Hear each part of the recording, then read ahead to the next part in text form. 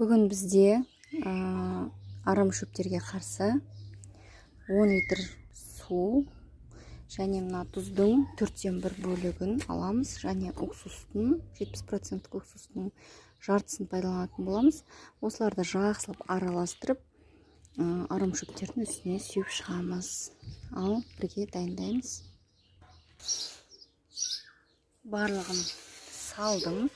Енді жақсылап араластырамыз түсін. Балалардан абайлаңыздар.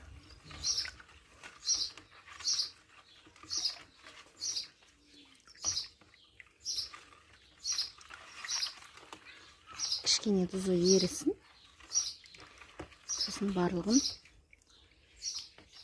арам шөптеріміздің үстіне сүйіп шығамыз.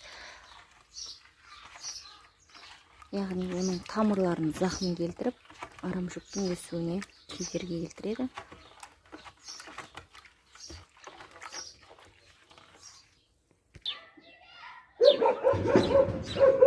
Так, мінекей, осындай арам шөптеріміздің үстіне барлығын құйып шығамыз.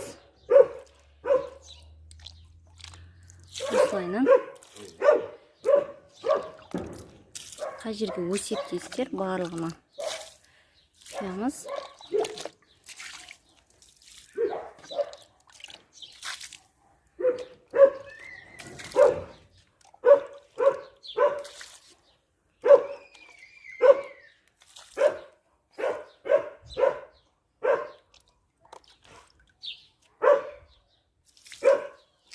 Жұлуға қиындау деген шөптерге